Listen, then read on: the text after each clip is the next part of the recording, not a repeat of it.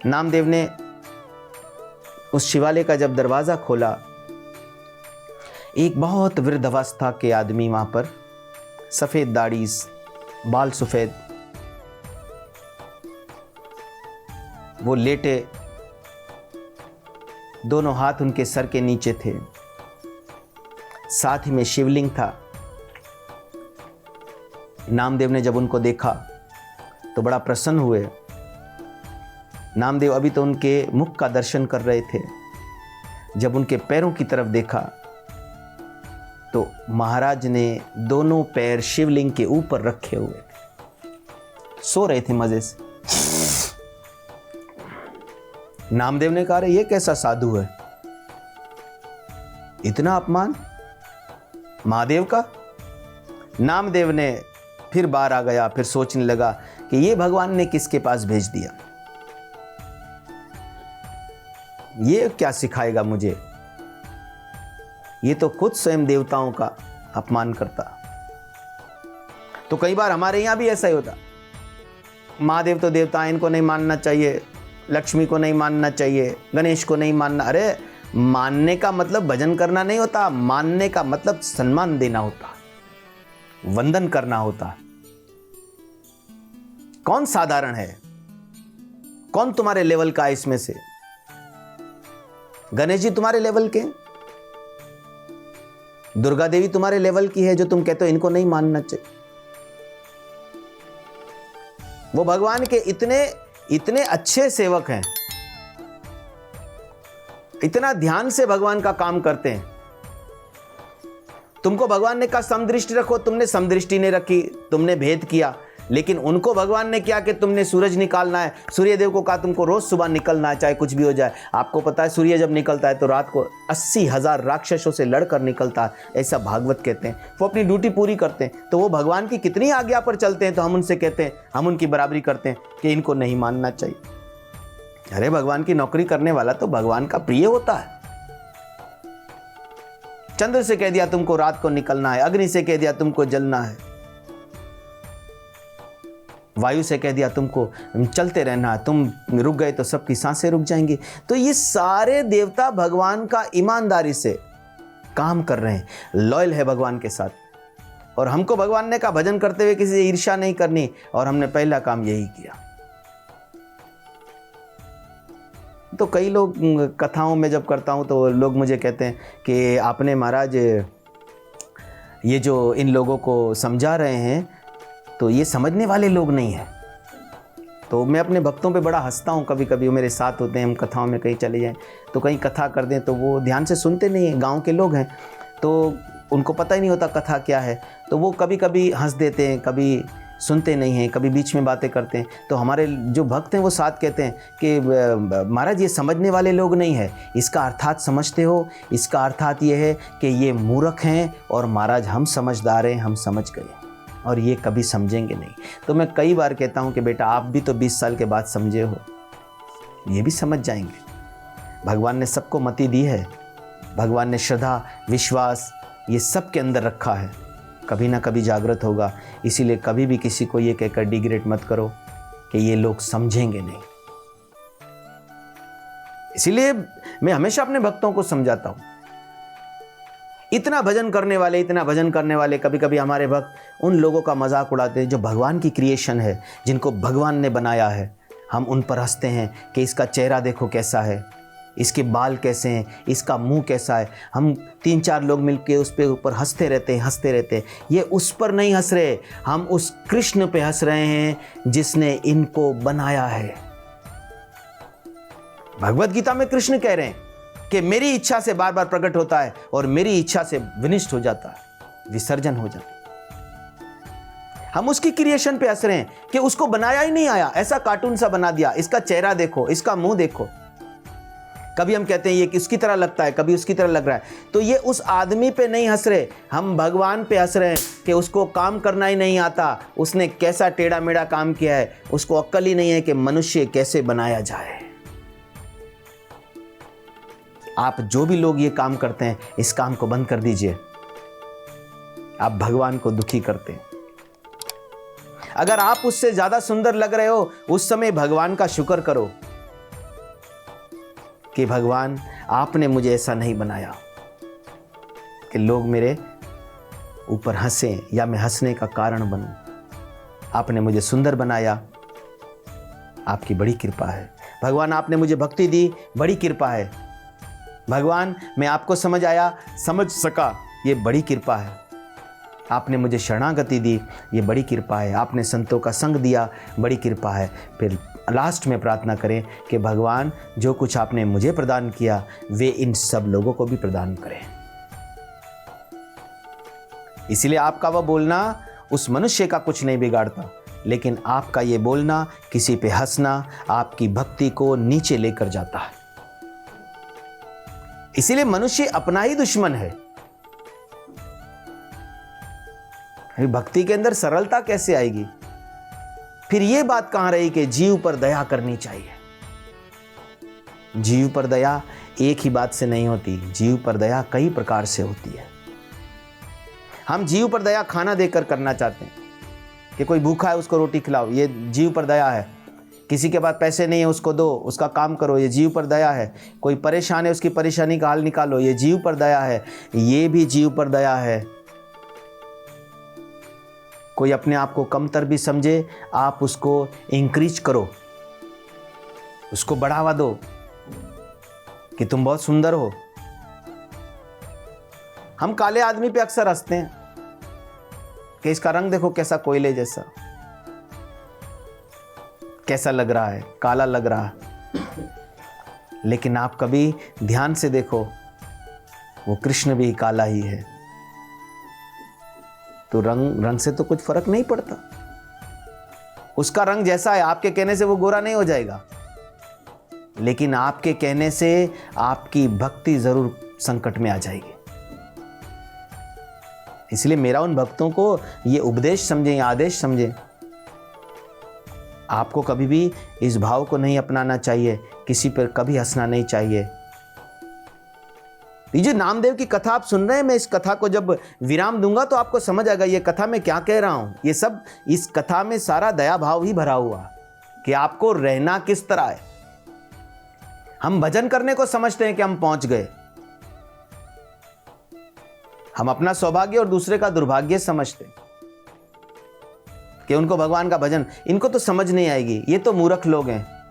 इनको तो कभी कभी तो लोग यहां तक कहते थे कि महाराज ये कुत्ते की दुम की तरह है, ये कभी सीधे ही नहीं होंगे। लेकिन मैं कहता हूं कि आदमी अगर इंसान ना हो तो पशु में अगर आदमी का जन्म हो तो कुत्ता ही हो। जितनी वफादारी वो अपने मालिक से करता है, तो जहाँ पर भगवान ने उसमें उसकी दुम में दुर्गुण रखा है कि वो कभी सीधी नहीं हो पाएगी, तो वहीं पे उसकी बुद्धि में ऐसा सद्गुण रखा है कि कहीं भी जब वफादारी की बात आएगी तो कुत्ते से ऊपर कोई भी नहीं जाता। नारद कितने बड़े संत हैं। नारद भी भगवान पर एक बार बिगड़ गए कि तुमने मेरा चेहरा क्यों बिगाड़ दिया, और भगवान को शराप दिया। तो भगवान आप जिसका एग्जाम्पल देते हैं तो उसकी उस बुराई में उसके अंदर हजारों अच्छाइयाँ भी है, तो आप उस अच्छाइयों को देखेंगे तो कभी भी आप उसकी दुम की तरफ नहीं जाएंगे। इसलिए याद रखिएगा, अपने जीवन के अंदर आपको कुछ भी प्राप्त है, भगवान का भजन प्राप्त है, संतों का संग प्राप्त है, और भगवान ने आपकी कृपा की आपके ऊपर और आपकी मति अगर ठिकाने पे आ गई है तो दूसरों के लिए प्रार्थना कीजिए, उन पर दया कीजिए कि वो कैसे ठिकाने पर आए, और हम भी उस पद को प्राप्त करें जो संतों ने किया। भगवान का दर्शन हमारे जीवन से विफल ना हो, संतों का दर्शन हमारे जीवन से विफल ना हो। हमने दया को बहुत ऊपर ऊपर से देखा, इसको आप बारीकी से देखो। इस कथा को आप सुनेंगे नामदेव की तो आपको पता चलेगा कि हम कहां कहां दोषी हैं। नामदेव ने सोचा कि ये भगवान ने किसके पास भेज दिया। नहीं, नामदेव में पूर्ण भक्ति थी और भगवान से मिलते थे, तो ये भाव होना चाहिए था ना कि भगवान ने भेजा तो ठीक ही भेजा होगा। उसका भगवान से भी विश्वास खत्म हो गया। इन सब का कारण क्या है? फिर नामदेव को ये सोच आ गई, ये कैसा आदमी है कई बार हम कथाओं में बैठते हैं, ये कैसे लोग हैं, सुनते ही नहीं हैं। लेकिन कोशिश कीजिए उन पर दया कैसे हो, उनकी निंदा मत कीजिए। फिर नामदेव ने कहा अब भेजा है तो जाना ही पड़ेगा, इसका मतलब उसे मन से स्वीकार नहीं किया। कृष्ण को देखा कि अब कृष्ण ने कहा है तो मिलना ही पड़ेगा, चले गए और आवाज लगाई, महाराज मैं इतनी दूर से आया हूं और मैं आपके आश्रम में रहना चाहता हूं। महाराज ने कहा ठीक है, जाओ आश्रम का काम करो, फिर यहाँ रहना चाहते हो तो कोई झाड़ू लगाओ, पानी भरो, गांव में चराओ, आश्रम के कार्य करो। नामदेव चले गए। नामदेव जब ये करते रहे तो करते करते 6 महीने गुजर गए। साधु संग सर्वे शास्त्र कहिए, लव मात्र साधु संग सर्वे सिद्धि होए। अभी साधु ने ज्ञान नहीं दिया, साधु ने समय भी नहीं दिया, लेकिन अभी साधु की सेवा करना पहला स्टेप है। हम साधु की सेवा नहीं करते, हम साधु पे सीधा अटैक करते हैं। जैसे महाराज ये सवाल बताइएगा, महाराज ये सवाल बताइएगा, महाराज ये जवाब बताइएगा। अरे फिर महाराज कुछ बोले तो उसके ऊपर हम कीड़े निकालेंगे। एक गुरु के पास एक शिष्य चला गया। उस वक्त तो शिष्य नहीं था, उस वक्त वो साधारण सा आदमी था, तो लड़का सा था। तो महाराज को जाकर कहने लगा, महाराज मुझे आप अपना शिष्य कर लें। महाराज ने कहा ठीक है, कोई बात नहीं, आ जाओ, शरण में आ जाओ। तो महाराज उसको बोला चलो मैं तुमको कुछ कथा सुनाता हूँ। फट से बोला, अरे कथा वथा तो सब सुनाते, कोई ऊपर की बात। अरे हमारे समाज में यही सब फैला है। हमारा सत्संग कथाओं से शुरू होता है, हमारा सत्संग दया से शुरू होता है, हमारा सत्संग भाव से शुरू होता है, हमारा सत्संग भजन से शुरू होता है, हमारा सत्संग ज्ञान से शुरू नहीं होता। हमारे यहां महापुरुषों ज्ञान को ही समझते हैं। ये कथाएं बता, मैं कई घरों में कथा करने जाता हूं, तो जब मेरी कथा होती है तो मेरी कथाओं के बाद कुछ सत्संग करने वालों को बुलाया। तो सत्संग का अर्थ जैसे भजन गाने वालों को बुलाया होता है। तो मैं कई बार अंदर कथा कर रहा होता हूं तो वो उस रूम में आके कथा को सुनते ही नहीं है, वो बाहर बैठ के इंतजार करते हैं कि जब कथा खत्म हो तो हम अपना भजन गाएं। इसका अर्थात वो हरि कथा को कभी महत्व ही नहीं देते। हरि कथा श्रेष्ठ है तो वो महत्व ही नहीं देते। तो वहां पर उस संत ने कहा कि मैं तुमको कुछ हरि चरित्र हरि कथा कुछ कहता। नहीं, ये तो सब कहते, कोई ऊपर की बात बताओ। महाराज ने कहा फिर ग्रंथ वरंथों का थोड़ा ज्ञान मैं आपको समझाता हूं। बोला नहीं और ऊपर की। तो कितना ऊपर जाएगा, नीचे की बात समझ नहीं रहा, ऊपर। महाराज ने कहा फिर कोई भगवत गीता सुन लो। बोला हाँ चलो ये कुछ ठीक है, ये सुनाइए। महाराज ने गीता महात्म्य सुनाए। दो गदा गोपीनंद गाओ सर्वोपनिषदो। एक श्लोक बोला ऐसा। जब बोलकर महाराज चुप हुए, महाराज ने कहा कुछ समझ आया? उसने कहा हाँ समझ आया मुझे भगवत गीता। बोला सब बड़ा आनंदमय था, लेकिन एक बात समझ नहीं आई। बोला क्या? बोला ये जो आपने कहा दो गधा उपनिषदों गाओ, ये गधा कौन था? ये दो गधा कौन है? महाराज ने कहा वो एक तुम हो और एक मैं हूं।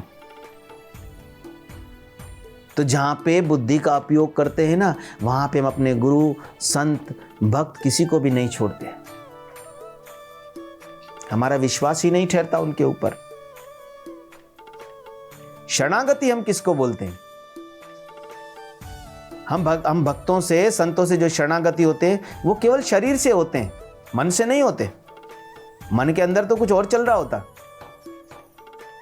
कोई संत कथा करने बैठ जाए तो हमको डर यहीं पे रहता है कहीं मांस का ना कह दे। डर ही मनुष्य के अंदर बना रहता है। तो पहले से कान पकड़ लेंगे, महाराज हम जरा पापी आदमी हैं, वो उसका हल नहीं पूछेंगे। महाराज अब क्या कहें, शुरू से खाते आ रहे हैं इसीलिए छोड़ नहीं सकते। तो बड़ा आश्चर्य की बात होती है। जहां पर सरेंडर होना हो, जहां पे धर्म समझना हो, जहां पे धर्म को धारण करना हो, वहां पे तो एक ही बात पूछी जा सकती है कि कैसे करूं, ये बताइए, बाकी छोड़िए। पहले तो अपने आप को प्रिपेयर करेंगे, फिर धर्म पे आगे चलेंगे। लेकिन हमारे यहां सज्जन लोग ज्ञान को ही सब कुछ समझते कि नहीं ये तो सब कथाएं वथाएं, तो ये तो सब बच्चों के काम है। कई हमारे सज्जनों तो बोलते हैं हम भगवत गीता से भी ऊपर चले गए। मैं उनको कहता हूं आप भगवत गीता से ऊपर चले गए, जब आप ऊपर चले जाओगे तब भगवत गीता ही खोली जाएगी। इसलिए हमारे लोग इसके ऊपर चलते हैं।